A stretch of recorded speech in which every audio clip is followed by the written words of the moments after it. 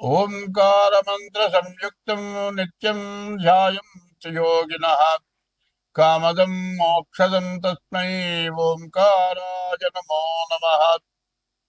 నమస్తే దేవదేవీశ, నమస్తే పరమేశ్వర, నమస్తే వృషభారూఢ నకారాయ నమో నమః. మహాదేవం మహాత్మానం మహాపాతకనాశనం మహాపాపహరం వందే నకారాయ నమో నమః. శివం శాంతం జగన్నాథం లోకానుగ్రహకారణం శివమేకపరం నిత్యం శకశికారాయ నమో నమః. వాహనం వృషభో యస్య వాసుకీ కంఠభూషణం వామే శక్తిధరం వందే వకారాయ నమో నమః. యత్ర కుత్ర స్థితం దేవం యత్ర కుత్ర స్థితం దేవం యత్ర కుత్ర స్థితం దేవం శికారాయ నమో నమః. కొత్త సంవత్సరం 2006 జనవరిలో కొత్త సంవత్సరం పండుగ చేసుకున్నారు జనం. కానీ మన పండగ మాత్రం కాదు, అది ఇంగ్లీష్ వాళ్ళ పండగ. మన కొత్త సంవత్సరం తెలుగు సంవత్సరాది. ఈ తెలుగు సంవత్సరాది మనం చేసుకోవాల్సిన పండగ. ఈ తెలుగు తిరగదిప్పాల్సి వచ్చింది. తెగులు సంవత్సరాది. తెలుగుకి తెగులు పుట్టింది. ఎందుకంటే చదువుకునే పిల్లలు ఇంగ్లీష్లో తప్పితే తెలుగు రాయటం చేత కాదు, తెలుగు చదవటం చేత కాదు. అసలు తెలుగు అంటే, తెలుగు సంవత్సరం అంటే ఎందుకు ఈ పండగ? అసలు తెలుగు సంవత్సరాన్ని పండగ చేసుకోవటం అంటే ఏమిటి? మరి ఎందుకు చేసుకోవాలి? తెలుగు సంవత్సరాది పండగ చేస్తే మనకు వచ్చే ప్రయోజనం ఏమిటి అనేది మనం తెలుసుకోవాలి. మరి ఇంగ్లీష్ సంవత్సరాది అంటే డిసెంబర్ నెల రాత్రి 12 గంటలప్పుడు పండగ చేస్తున్నారు, అర్ధరాత్రి పూట. ఇది మనం ఉదయం సూర్యోదయాలు చేస్తున్నాం. ఇది మనం చేసే పండగ చాంద్రమానం, సూర్య చంద్రులతో కూడుకున్న పండగ. ఇది ఉగాది అంటారు. సంవత్సరాది ఉగాది. మామూలుగా మాట్లాడేది ఉగాది, తెలుగు సంవత్సరాది అంటారు. సంవత్సరం మొదలు సంవత్సరాది. కానీ ఇది యుగాది, యుగాది అంటారు. యుగం ఆది, యుగం మొదటి రోజు. ఇది ఈ యుగాది ఎట్లా ఉంటుంది? ఇప్పుడు మనకు వచ్చే యుగాది ఏమిటా అంటే 2026 సంవత్సరం మార్చి నెల 19వ తారీఖు యుగాది వచ్చింది. యుగ ఆది, యుగానికి ఆది మొదటిది. అది ఆ యుగాది పండుగ మనం చేసుకుంటున్నాం. ఈ సంవత్సరం పేరు ఏమిటా అంటే పరాభవ నామ సంవత్సరం. పరాభవ అంటే ఏంటి? పరుల చేత వంచింపబడటం పరాభవం.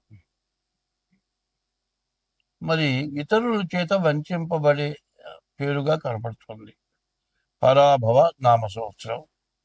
ఇప్పుడు మన భారతదేశానికి కూడా అదే సమస్య తయారైంది. మరి ఈ భారతదేశం ఎటువంటిది? ఈ భారతదేశం ఎట్లాంటిదంటే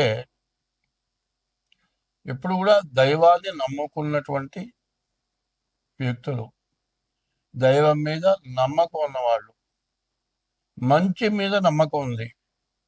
మన నుంచి ప్రతి జీవరాశిని కూడా దైవంతో సమానంగా చూస్తున్నాం. 84 లక్షల రకాల జీవరాశులు ఉన్నాయి. ఈ 84 లక్షల జీవరాశుల్లో కూడా ఆకాశంలో తిరిగేవి 21 లక్షలు. భూమి పైన చెట్లతో సహా 21 లక్షలు.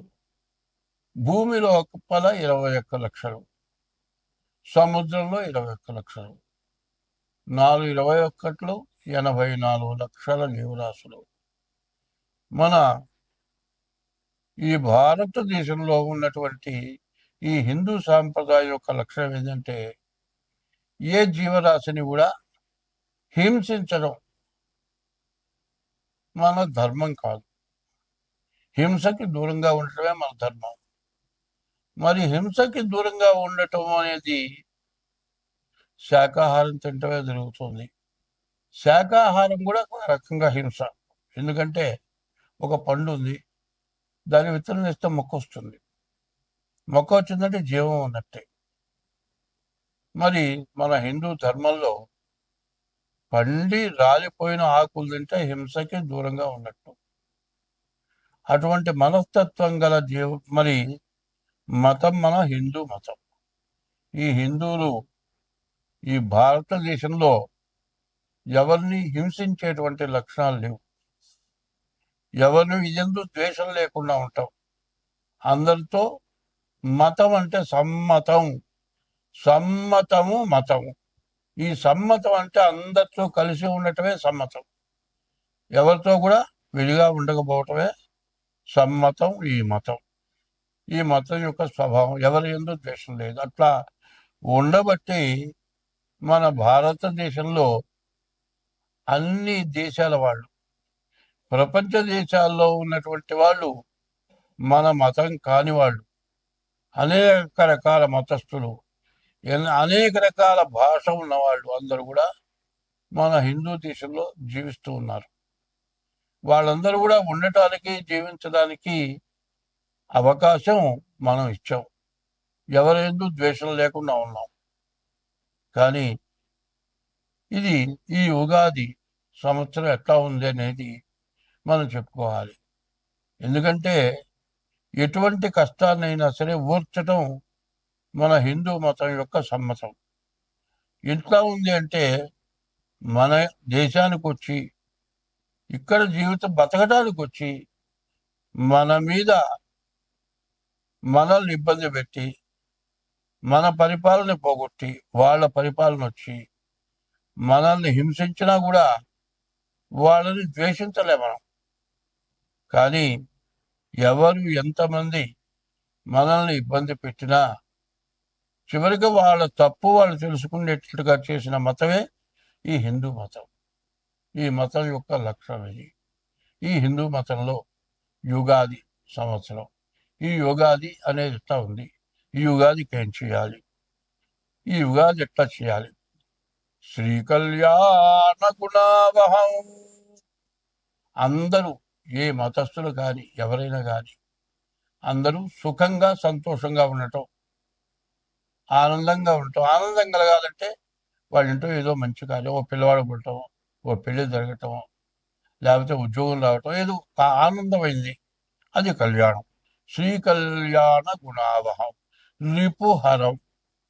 మనకు శత్రుత్వం లేకుండా అందరితో ఉండటం, రిపుహరం. దుస్వప్న దోషాపహం. మనకు కళలు వస్తుంటాయి రాత్రిపూట. ఆ వచ్చిన కళ ఎట్లా ఉంటుందంటే నిద్ర లేచి మెళుకు వచ్చిన తర్వాత కూడా నిజంగా జరిగినట్లే. ఎట్లా ఉంటుంది?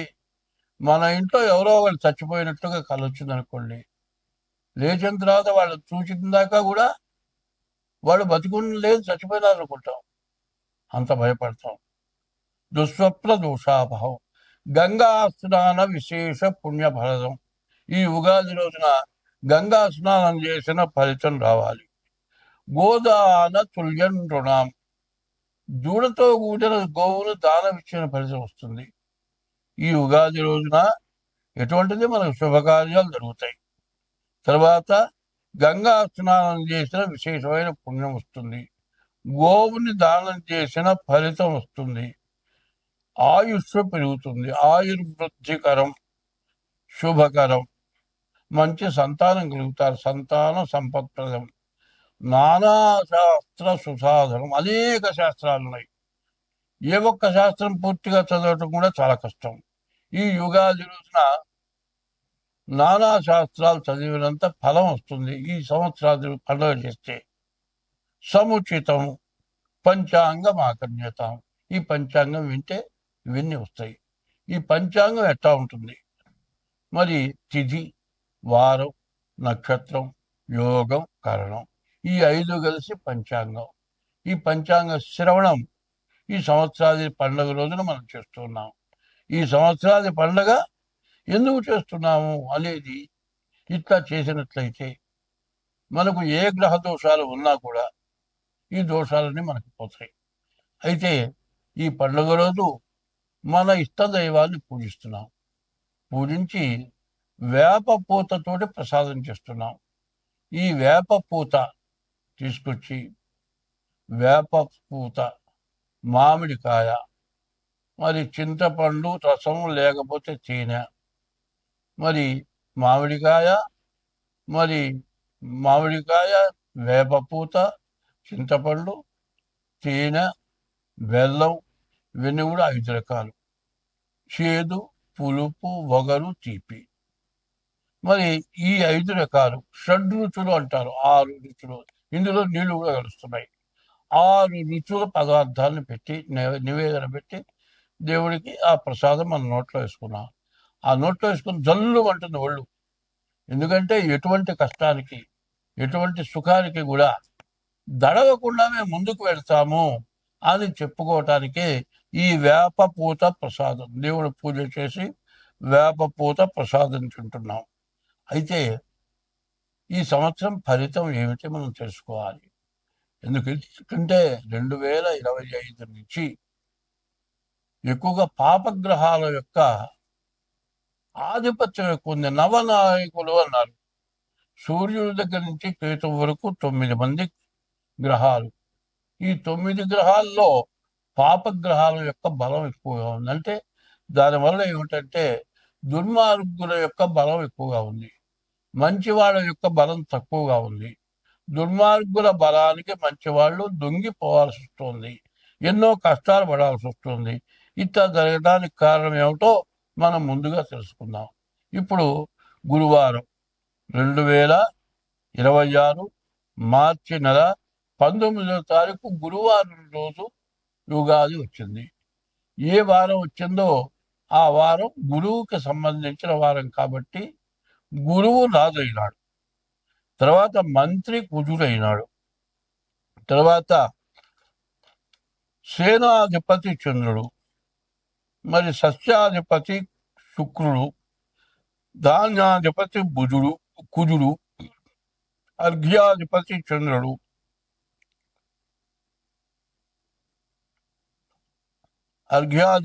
చంద్రుడు, ఇట్లా మేఘాధిపతి చంద్రుడు, రసాధిపతి సూర్యుడు, నీరసాధిపతి శుక్రుడు. ఇట్లా ఈ 9 గ్రహాలు మనకు వచ్చినాయి. ఈ 9 గ్రహాల యొక్క ఆధిపత్యం వచ్చింది. దీనివల్ల మనకు వచ్చే ఫలితం ఏమిటి? గురువు రాజు అవటం చేత, గురువు బ్రాహ్మణ జాతి గ్రహం కాబట్టి ఎవరు ఏం తప్పు చేసినా వాళ్ళ మంచే కోరుతారు. ఇప్పుడు రాజు యొక్క స్వభావం ఏంటంటే చెప్పిన మాట విని దండించడం జరుగుతుంది, అన్ని కళ్ళతో చూడటంలే. కానీ రాజు గురువు అవటం చేత బ్రాహ్మణ జాతి గ్రహం అయిన తర్వాత ఎవరు ఏది చెప్పినా కూడా దాన్ని విచారించి వాళ్ళని మరణ శిక్ష వేసే వాళ్ళని కూడా మరణ శిక్ష వేయకుండా వాళ్ళ తప్పేదో తెలియచేసి వాళ్ళని బాగా చూడటం, ప్రపంచాన్ని చక్కగా పరిపాలించటం రాజు అయినటువంటి గురువు యొక్క లక్షణం. ఈ సంవత్సరం రాజు గురువైనాడు. ప్రజలంతా కూడా సుభిక్షంగా, ఆనందంగా, సుఖంగా, సంతోషంగా బతకటానికి మంచి అవకాశం ఒకటి కనపడుతుంది.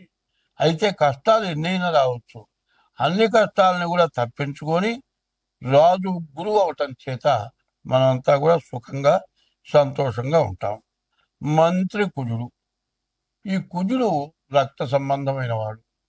దీనివల్ల ఈ మంత్రి కుజుడైతే కలహాలు, తగాదాలు, యుద్ధాలు, అగ్ని భయం, దొంగల భయం, వర్షాలు మధ్య మధ్యగా కురుస్తాయి, ధాన్యాదులు అన్ని కూడా ప్రతివి కూడా ధరలు పెరుగుతాయి, లోహాలు కూడా ధరలు పెరుగుతాయి. మరి ప్రతి వస్తువులు కూడా ధరలు పెరగటం ఇదొక పద్ధతి మంత్రి వల్ల వస్తుంది. తర్వాత మూడవ వాళ్ళు ఎవరు? చంద్రుడు. ఈ చంద్రుడికి దాదాపు 3 ఆధిపత్యాలు వచ్చినాయి. ఈ చంద్రుడు కూడా బ్రాహ్మణ గ్రహం. మూడవ వాడు సేనాధిపతి చంద్రుడు. ఈ సేనాధిపతి చంద్రుడు అవటం చేత తెల్లటి ధాన్యాలన్నీ పండుతాయి. తెల్ల విటం అంటే ముందు బియ్యం బాగా పండుతాయి. అయితే బియ్యం బాగా మరి రేటు పెరుగుతుంది. 2026 సంవత్సరం మార్చి నెల 7వ రాశి తులారాశి. ఈ తులారాశి ఎట్లా ఉందంటే తుల వృషభయోర్ భృగు శుక్రుడు అధిపతి. ఈ రాశికి శుక్రుడు పూర్తిగా బాగా లేడు. శని, రవి, గురువు, కేతువు ఈ 4 గ్రహాలు బాగున్నాయి. శని వల్ల ఆల్రౌండర్, మీకు ఏది కావాలని కోరుకుంటారో అది అవుతుంది. రవి వల్ల విద్య, విదేశీయానం, ఉద్యోగం ఇవన్నీ బాగుంటాయి. గురువు వల్ల చదువు బాగుంటుంది. కేతువు ఏకాదశిలో ఉన్నారు. మీరు అనుకున్నది ఏదైతే ఉందో అది ఖచ్చితంగా సాధిస్తారు. ఇది మాత్రం నిఖరంగా జరుగుతుంది. ఇది చెప్పాలంటే ఈ రాశి వాళ్ళకి చాలా బాగున్నది అని చెప్పాలి. కాబట్టి ఈ రాశి వాళ్ళు గోచారం చెబుతూ ఉన్నా, ఈ గోచార రీత్యా బాగున్నదా లేదా అంటే ఇది బాగుంది. కానీ పుట్టిన జన్మలగ్న రీత్యా జాతకం ఎట్లా ఉందో చూపించుకోవడం చాలా అవసరం. స్వస్తి.